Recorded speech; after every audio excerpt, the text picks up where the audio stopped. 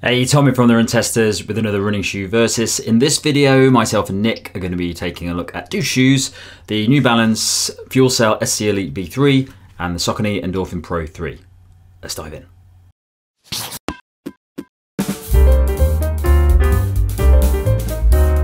The New Balance FuelCell SC Elite V3 costs £220 or $249.99, weighs in at 217 grams or 7.7 ounces for men in a size 8, and the drop is 4mm. The Saucony Endorphin Pro 3 costs £210 or $225, weighs in at 209 grams or 7.4 ounces for men in a size 8, and the drop is 8mm. The New Balance FuelCell SC Elite V3 follows the popular RC Elite V2 as a shoe built for speed on race day. Although it has similarities to its predecessor, the SC Elite V3 sees a number of updates that change both the look and feel of the shoe. The two-layer FuelCell midsole combines with a carbon fibre plate to improve energy return, offering a slightly firmer ride than the RC Elite V2. There's a lightweight booty upper for a snug sock-like fit that's both stretchy and breathable, while a one-piece integrated tongue is designed for comfort. The outer has a modest level of rubber in key areas to improve durability and grip, and there's a new lacing design that aims to allow for a secure lockdown. The Saucony Endorphin Pro 3 received some significant updates to the brand's carbon plate race shoe. The biggest of those is the noticeable increase in midsole stack height to 39.5mm in the heel and 31.5mm in the forefoot. That produces an experience similar to super shoe options from brands like Nike and Asics. That Power Run PB midsole foam works alongside the S-curve carbon fibre plate to produce a soft, bouncy sensation when running, along with a speed roll design that propels the foot forward with a fluid motion. The upper is made from a lightweight mesh designed to be comfortable and breathable, with a form-fit structure to give a lockdown fit. There's also an XT900 outsole to protect the midsole foam and offer grip on the road. So Nick, two shoes I've been desperate to talk about, and I think you have too. How has the fit been for you in these two race shoes? So the headline is I've gone true to size happily in both. I think the Endorphin Pro 3 has the more normal fit. I think most people will be true to size in it. I've had no concerns with anything really. The tongue's a bit weird, but it does hold my foot quite well and no problems around the heel. Good amount of room in the toe box. So I'm true to size New Balance, but that might be by virtue of the fact I have quite a narrow foot. Like, I've got on really well with this tongue, which stretchy tongue thing. It's really held my foot really well. Toe box is not the biggest. It's probably less roomy than the Endorphin Pro, but I'm still true to size again, as I have a small foot for my size. So yeah, I found it fine. I know people have had a little bit more trouble with this tongue. Tom, are you true to size in both? I am true to size in the Endorphin Pro 3. Amazing shoe, no issues at all.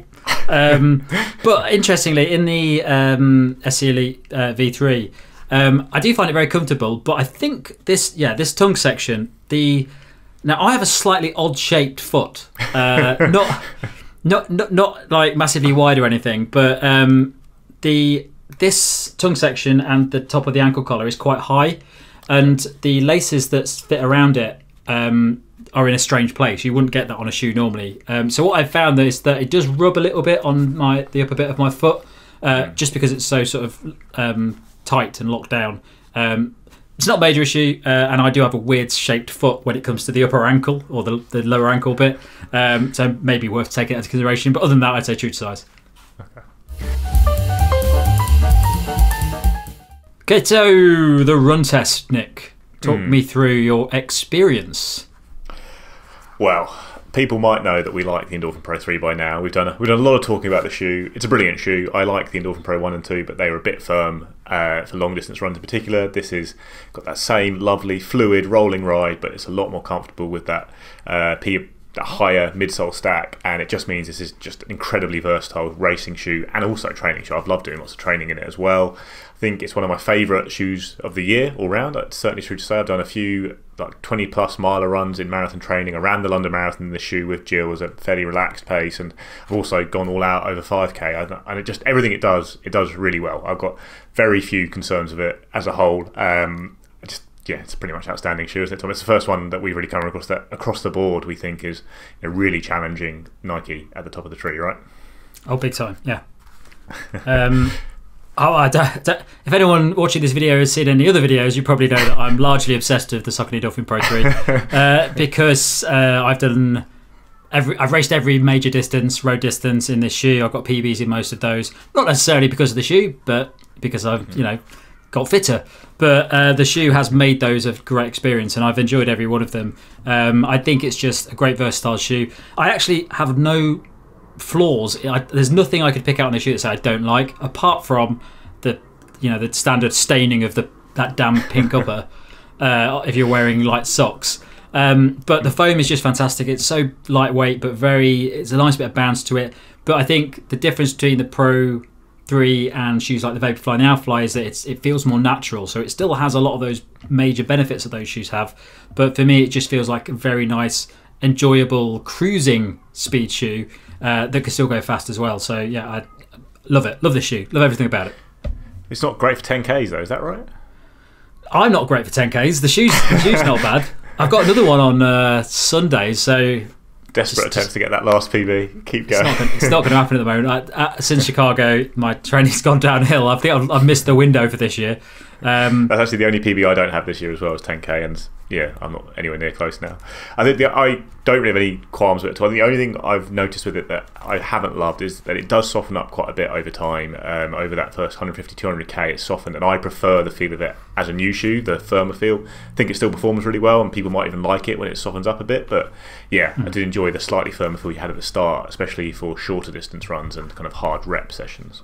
Cool. And I'll probably also just say that the outsole I think the outsole is really good on the Pro 3. Surprising amount of rubber on it for how it feels.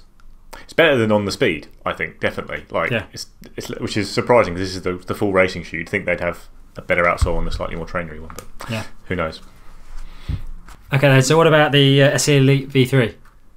I love this shoe, Tom. I have to say, I'm struggling to make sure I'm judging this properly because I am just getting back into running and running well again after recovering from a fall and some COVID, and I'm using this shoe a lot. Actually, the exact same thing happened with the New Balance TC after an injury, and I loved it so much, partly as a result of the fact it was the first time I started feeling good on the run. But I think this is just a brilliant shoe. I have done some sessions in it when I was still in awful shape after COVID, and I still enjoyed using it even as I failed to run, at all like my normal self. I think New Balance done a great job here. Actually, both of these shoes are fantastic updates on their predecessors. Now, the RC Elite 2 was a really good shoe, but a very comfortable cruising shoe that I loved using for training and longer events, but it didn't have the real edge to it of a carbon racing shoe. And this does, and they've got a similar stack height, but what they've done is they've changed the firmness of the top layer of the foam, and they've put the carbon plate a little bit higher at the heel. So as a heel striker, I'm getting a firmer, more aggressive landing, and then you've got a really aggressive rocker, New Balance's Energy Arc rocker across the Super Comp line, and a slightly lower drop at 4mm, and it just creates a very fluid, fast ride that feels nimble and fantastic over. I've done mile reps in the shoe, I've done a couple of park runs in the shoe. It feels super aggressive, really fast, as good as anything out there, but is still very comfortable. I've cruised a 10 mile, a training run, there's some other training runs in it, and I still think it's got that versatility that you could use it for training as well, but it just feels like a more complete racing shoe now than the previous version. I think it's a shoe I'm just going to keep liking more and more as I use it. So yeah, watch this space. Very excited about this shoe. I want to run it again every time I see it. How about you, Tom? Yeah, I think it's come at a bit of a bad time because as I was training for Chicago Marathon, I would have been nice to test this shoe out quite a bit. We got hold of this after we've done all the marathons, so I don't think it's getting the attention it deserves from a training point of view.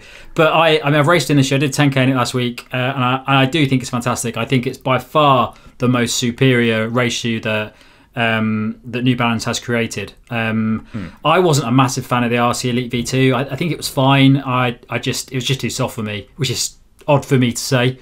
But in a race scenario, it just felt like it was almost deadening the impact a bit, and I just didn't really enjoy it. This is sort of what I've been waiting for, and when you compare it with the other race shoes out there, I think this is now in that upper echelon of shoes where it's quite difficult to decide between them, like this, the Saucony Endorphin Pro 3, the Asics Meta Sky Plus, and the Nike shoes. And it is growing on me more and more every time I'm running it. And I also find that I've used this on a few easy runs, and it's still really nice on those runs. I just found it very comfortable and just ploughed through and enjoyed it.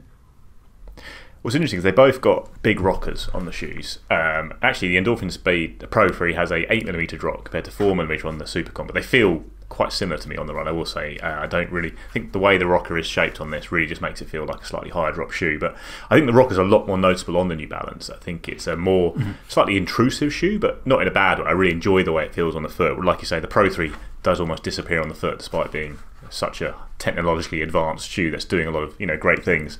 So yeah, it is a bit. It's really interesting. I think with this, what they've almost done New Balance is people really like FuelCell foam. I really like FuelCell foam on lots of shoes, and there hasn't been a truly amazing, I think, FuelCell racing shoe yet. But now they've got the balance just right. I think they tweak the balance quite a lot of different shoes, and it's quite hard because it's very soft and spongy. So getting enough firmness in there to go with that kind of soft bounciness has been a little bit tricky for them to balance out, and I think they pretty much nailed it here with the SC Elite 3. Yeah, one thing I would say about it is I think the foam in this shoe, especially compared with the RC Elite V2, it feels quite. It's still lightweight, it's still bouncy. I think when you compare it to like the Endorphin Pro 3, it feels a bit denser to me. It feels like there's a bit more to it, and I can feel that on the run. I feel like there's a little bit more shoe underneath me, which isn't a bad thing. But I did notice that there's a difference in these two foams, and I think it really just comes down to preference. I'd be happy to race in either of these shoes. Obviously, I'm going to go for the Pro 3 because don't spoil the verdict. Because I'm biased at the moment. Well, it's could change. But no, I do think it's a really nice shoe. And I'd say one thing though, I don't understand. See if you can explain this. Why has it got that rubber bit in the middle? So I think there's a couple of reasons for this. One is if a rock gets in there, it's such a big cutout, if it hits the plate directly, maybe it'll damage it. But I think it's probably more for if you're a really heavy landing forefoot striker, I think you could compress the foam enough that you'd actually hit the plate on the ground. Oh, interesting. And then so I think that's what that's for.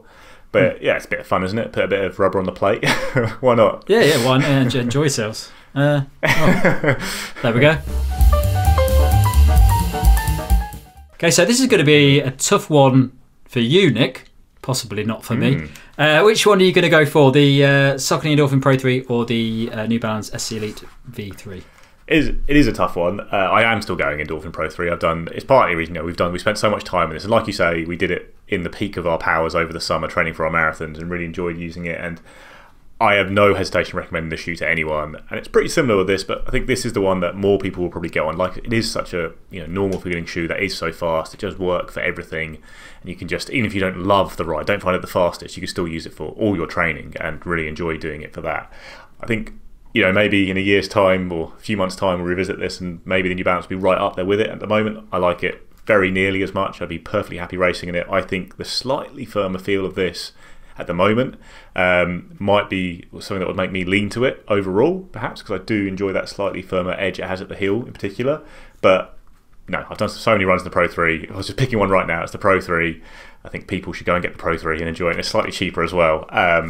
But if you have loved FuelCell foams in the past and really want a racing shoe that's a bit more edge than the RC Elite 2 while still having that similar feeling, then yeah, by all means give the V3 a try. It'll be interesting to see how people find this upper. We had a couple of comments on our review video, didn't like this upper at all, and maybe that could be a bit of a flaw with the shoe going forward. It's not very conventional. Tom, tell us why you. Oh, sorry. Sorry, it's not very conventional upper, is it? That is it. It's a little bit of a niche upper. Yeah. For me, I'm not a big fan of it. But all right. No, well, it hasn't got the option to heel lock the laces, so they've had to make it very tight at the top to make sure there isn't sliding around. I think that's a bit of a risk. Yeah.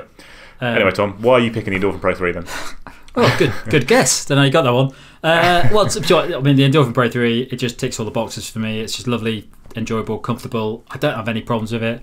If I keep telling my mates who we're doing, like, there's quite a few of us doing a marathon next year, and they've been asking what shoes to buy. I said, well, basically, by the time it gets around to like March, April, hopefully the Saucony Endorphin Pro 3 is going to be able to find it a bit cheaper. But I think it's such an accessible race shoe that gives you the stuff that the other race shoes give you, but in a way that just makes anyone can use it. I'm always skeptical about telling people to buy the Alpha Fly because it's quite for some people it just doesn't work. And same with the Vaporfly. I think if you're a beginner or something like that, it's not a very natural feeling shoe and it can feel a bit odd. I don't think anyone's going to have that problem with the Saucony Endorphin Pro 3. I think it's just so easy for everyone to use and just great. But the New Balance SC Elite V3, I think it's a fantastic shoe. I really think I'm going to be, as I continue to use this, I think it's going to grow on me more and more. And I've enjoyed running this every time. And what I would say is that if the Pro 3 hadn't appeared when it did, just the perfect type for us training for marathons and me doing like Chicago.